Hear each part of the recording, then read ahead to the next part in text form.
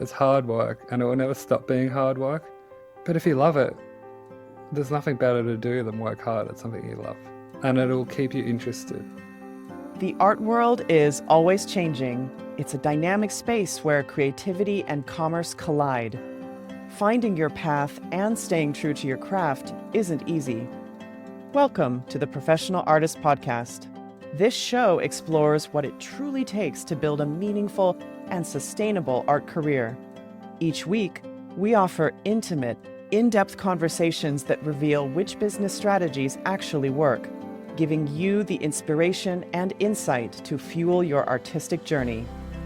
I'm your host today, Christina Demiani, and in this episode, we're diving into the world of Joshua Searle, an Australian-Colombian artist whose work explores diasporic identity and the impact of colonization. A two-time Sir John Sulman Prize finalist and recipient of the 2024 Mason Family Trust Fellowship, Joshua has rapidly established himself in a series of solo exhibitions since 2021. In this conversation, we're uncovering the unique story of an artist who has truly found success on his terms in the contemporary art world. Here's what you'll gain from our discussion. Forging your own path. How Joshua entered the art world without formal training or connections and built a prolific creative career. The power of asking, how a single question led to an unexpected mentorship, and why knowing when to ask for help can change everything. Creative risk, what it means to work outside your comfort zone, and why the unfamiliar and unconventional is often where the best work begins. All right, let's head into the gallery and explore the world of Joshua Searle. Joshua begins by reflecting on the first piece he's chosen to represent his practice. It's a painting with expressive brushwork that evokes street art and protest graffiti. Over a red, beast-like figure is a Spanish proverb in black handwriting that feels raw and emotionally charged. Joshua tells us how this work connects deeply to his memories and family history. It's almost like a graphic work with an orange background representing a Colombian gold work. But for me, it's all about the foreground, the text. Fuego de manos, fuego de manos. I don't know for many of your Latin American listeners, but I know it's just certainly for me, this is something my grandma would say constantly growing up to me and my little brother. And I think it's just like that idea of memory.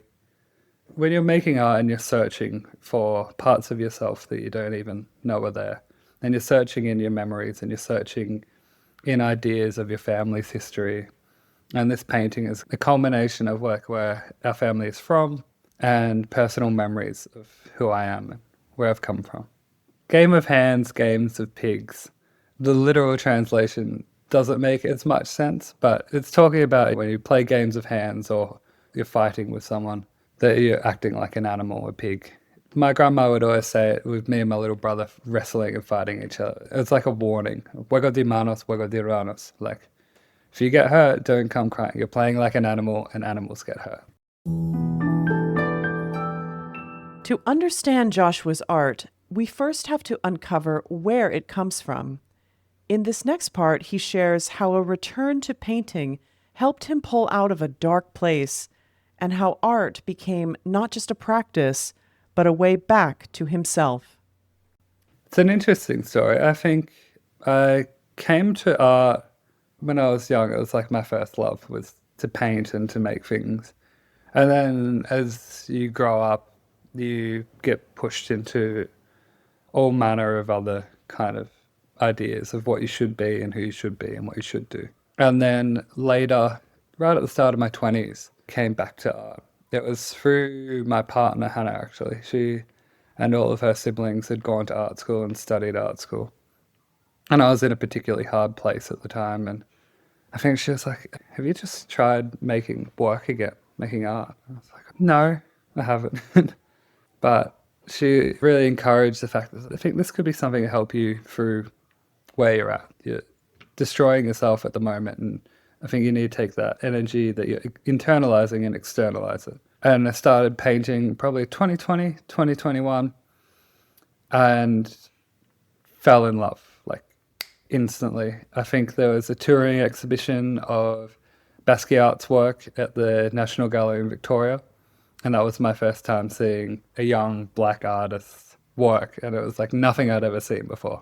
And fell in love. And then this hole that I was trying to fill with all manner of things seemed to be like, oh yeah, let's put that in there. Let's see if that fits.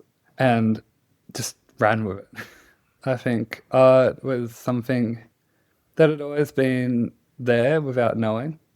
I think like a lot of the paintings that I make, it's about something that's there that you maybe didn't know, or that you felt but you didn't know. Like it was untangible. And then being given the space and the time, and to the kudos of all the amazing people that have supported me in the last few years, to give that space and to help build that area around me and that kind of safe place to investigate and see where ideas can go and help curate some of the better ones and help mold that direction. As Joshua's practice deepened, so did his understanding of the forces shaping it.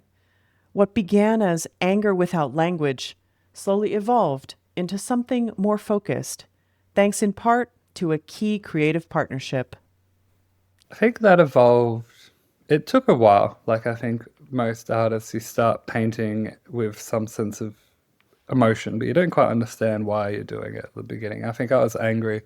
I had experienced colonial violence in Australia and I knew what it was to not fit in. And I was angry about something, but I couldn't really understand what I was angry. I just knew I was angry. And I was making a lot of paintings, and I came to meet this amazing curator, writer, gallerist called Emily McCulloch-Childs.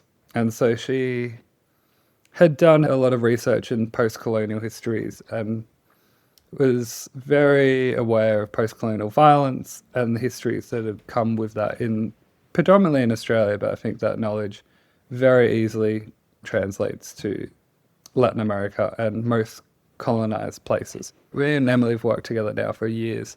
She writes on a majority of my work and helps me sit down with research projects and figure out where we're heading and how to really contextualize a lot of what I'm feeling and thinking. So I think that was the way I'd made a particular work from a book for my first major show in Melbourne.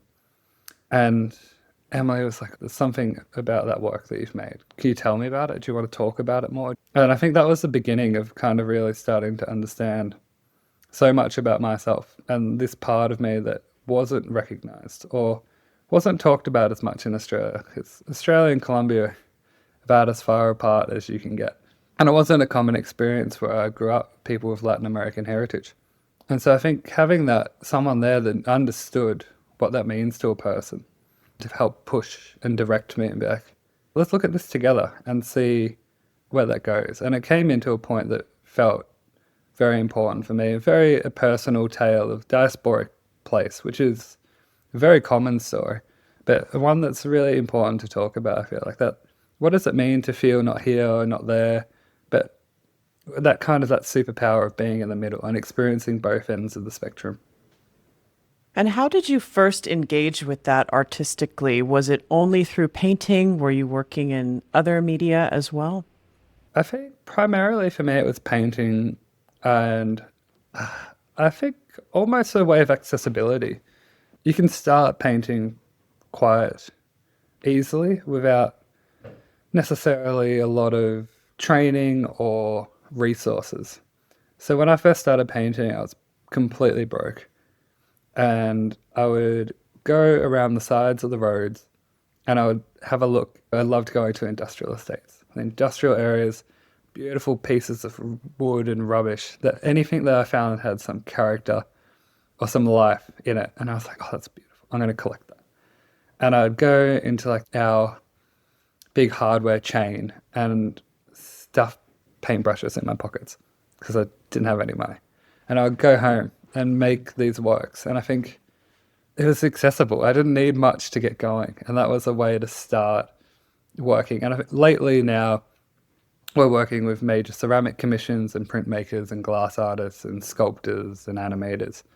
now that there's more money and support. But painting was just like immediate. No one can stop you starting. And once you start, you don't know where it could go. Always the way when someone's, oh, I don't know if I'm ready. I don't know if my first show is ready, if I should put it out. I'm like, it's never going to be ready. Put it out. Go for it. It's going to get better. You'll make another show. It'll be better. And I think the more you work, the more you learn about yourself, why you're working. And you learn to edit better. You learn to paint better. It's practice. It's like most things. If you're good at it and you practice, you get better. Joshua's entry into the art world didn't follow a traditional path. Far from it. Listen as he talks about how his first exhibition came together in a very unexpected place, and how boldness and improvisation set the stage for what would quickly become a prolific career. I think I was quite lucky. It's been a pretty quick process.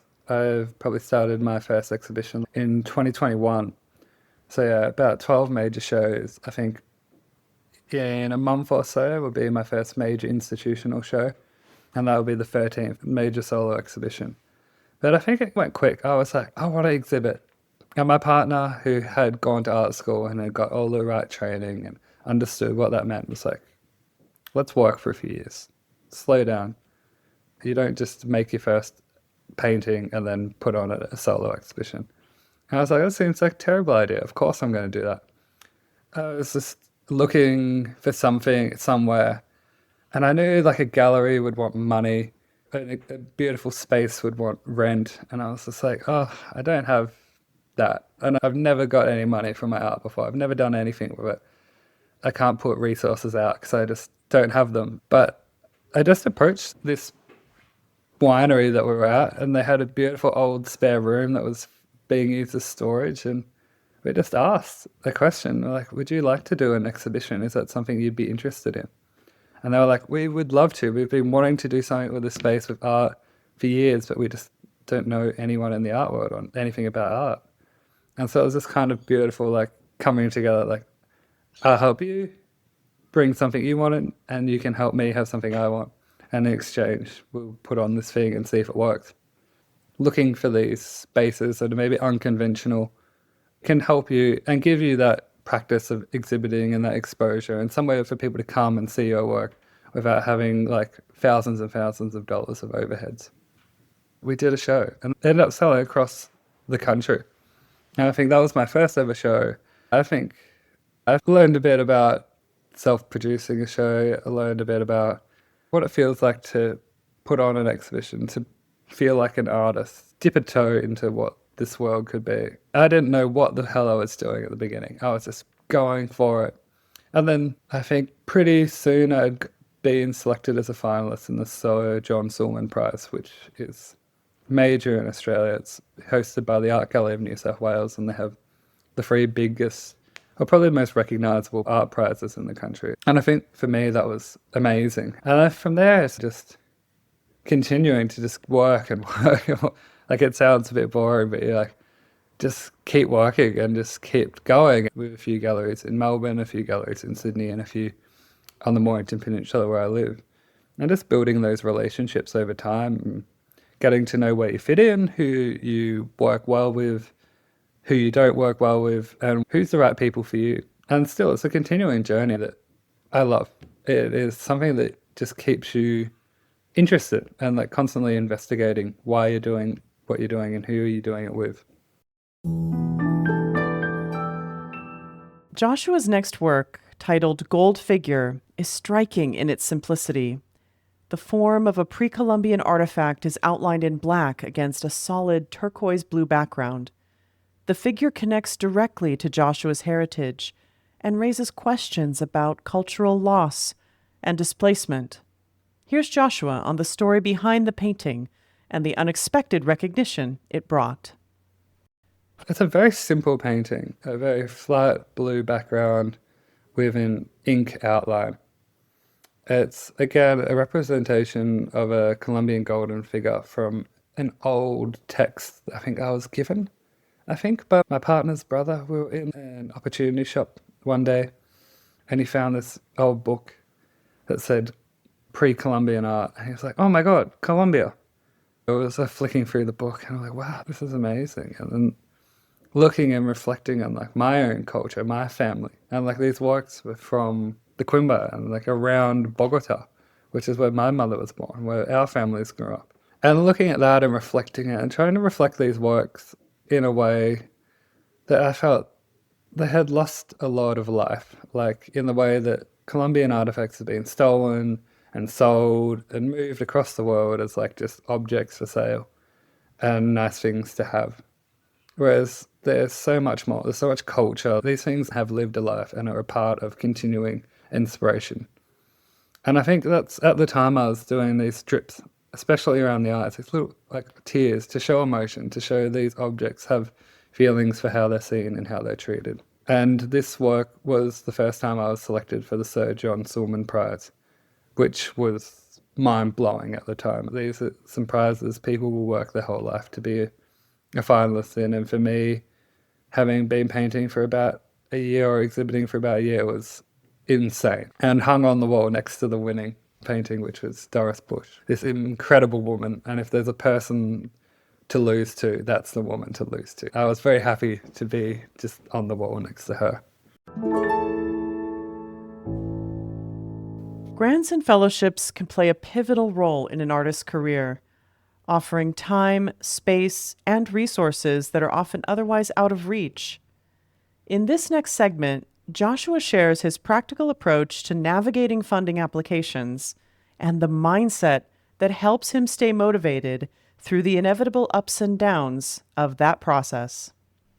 Two different ways of going about it, I guess. What leads to success, I would say, is just practice. Going for as many of the ones that you think you're suited for and just apply.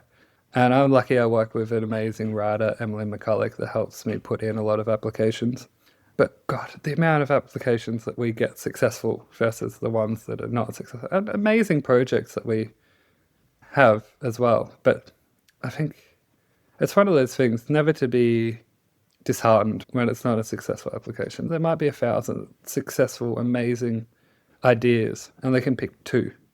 So it's never, I would never take it personally, but my ethos has always been like, if that's something that excites me, it fits what I want, just give it a go. And if you don't get it, you're exactly where you started. But if you do get it, amazing, and it can be life-changing experiences like the fellowship and being able to live and work and research in Colombia for 2 months last year and visit the museums and work with archaeologists across Colombia was, life-changing. You could almost think about it the same way with exhibitions, because a lot of artists will have an exhibition and nothing sells. They're just completely dejected. And they're like, the paintings are terrible. How many people came to your exhibition? Was it 50 people you knew already? Was it 100 strangers? Was it 2 people that walked by? Maybe it's not the work, maybe it's the audience. Maybe you just need to find the right audience for that work. So I've always had a kind of a perspective of maybe it's not me, maybe it's just not in the right spot. Institutional commissions can push artists into new territory, sometimes quite literally.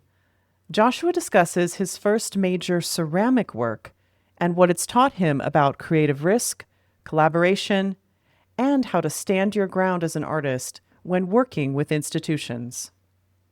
I'm working on one right now at the moment. It's called El Sudor del Sol, like the sweat of the sun. It's this major ceramic commission. It's something that was conceived as a response to research in Colombia. And this idea came that we'll make something in ceramic. We've worked with so many ceramic objects and researched them. Let's put out a ceramic thing, and the institution we're working with, the Mornington Peninsula Regional Gallery, were like, this is wonderful. Let's go with that. I've never worked in ceramics in my whole life. I've never done anything before. So this is a completely ambitious new work. And I think it's huge. I think the idea is it's going to be about 8 meters long.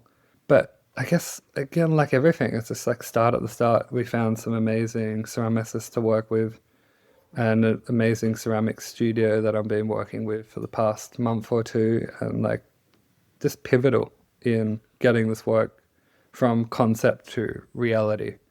But it was one of those things where I think if you look at the end of what we're trying to achieve, you can get lost. And it's very easy to get overwhelmed. It's too big, it's too hard. Who can we get to help us? Who knows this material in a way that can take my idea and make it a reality? And I think that's always a great place to start. Find someone to work with, find people to help you formulate that work with more technical skill than you. Because there's always people out there with much more technical skill than you. Each contract is different. Each project you work on is different. When you're going to do a project or you're getting these kind of commissions, I think it's very important for an artist to fight for what they want. Institutions are amazing and they'll help you do some incredible things, but at the end of the day, they're there for the institution and they're not there for you. They're there to support your work, but they want the best deal that they can get. I think without being rude to the people you're working with, it's good to stand up for yourself and you need to be like, I think I need this, or I appreciate what you're offering, but I think you can offer a bit more. I think you could help us a bit more. I think it depends again on the stage of your career you're at. Some points, maybe you're not getting the best deal, but look, that's life. We can't always get the best deal. You're not always at the top of earning that as well. You're young, you're ambitious. A deal is better than no deal, and you just got to make and prove yourself. And a lot of these works I think I've made in major commissions, they've been able to prove that you can do something big or you can work with a larger budget. You will come through with what you said. And I think a lot of that is important to prove yourself. And then the more you prove yourself, the more bargaining power you have in the future.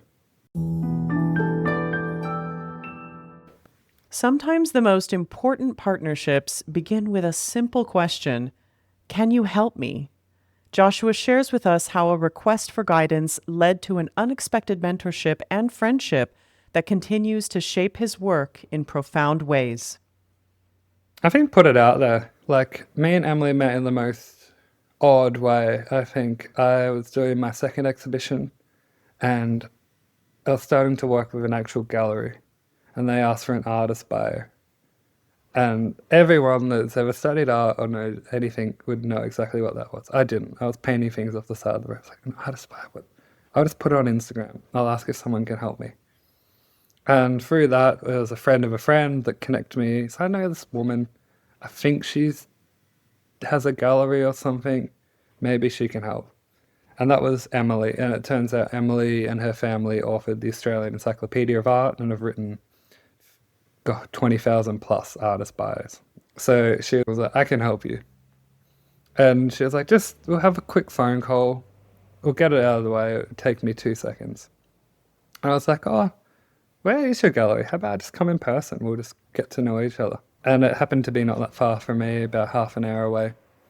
And I drove down there one afternoon after the gallery had closed, and we started talking about my work and why I was writing this artist bio. And I ended up being late for a dinner. We talked for 4 hours. I don't think we've stopped talking since. Like, almost every day we have a conversation. We talk about art, we talk about life. Emily's become probably my closest friend and colleague and general collaborator on most of the things we do.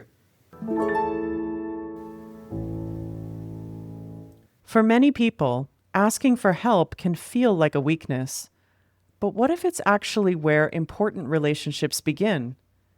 Joshua reflects on how reaching out can lead to unexpected collaboration, mutual growth, and lasting community. Look, I think we're all afraid of asking for help. I think it can be part of the society we grew up in, maybe the way we were raised. Maybe they don't think they deserve help, but I think help can be such a two-sided thing as well. When someone's helping you, there's always something to be given back. That's where it develops a relationship. They give you something and you end up giving something back to them that you didn't even realize when you were asking for help. And that builds something together. And I think that's a reason not to be scared to ask for help, because you're not just taking, you're giving as well. I think helping and collaborating, it's like what builds a community. And for me, that's the favorite part about art. It's the community. It's the relationships you build, the friendships, the things that stick with you long after the painting or long after the project that you did. It's the community that you build with these people. And it's life-changing. Most of my best friends and closest people that I spend all the time with, we probably met working on a project together or through a friend at an opening or something like that.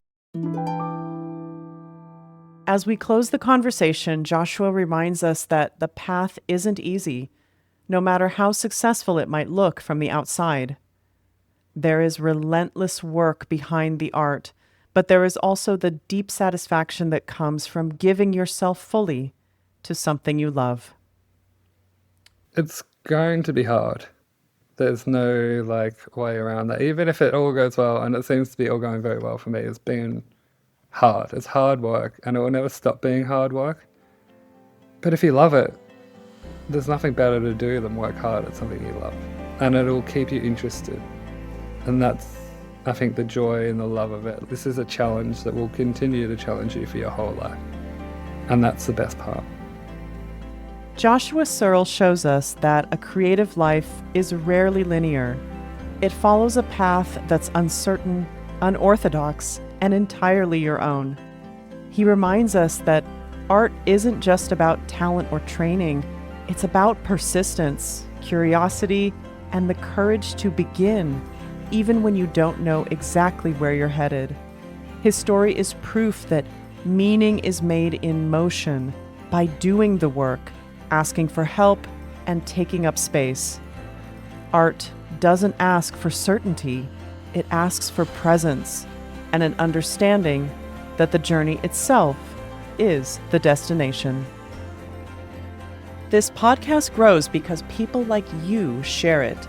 So if you got value today, if it inspired you to think differently or take action, hit follow or subscribe and send it to one person who needs to hear it. That's how we keep making more episodes. Thank you for listening to the Professional Artist Podcast, and until next time.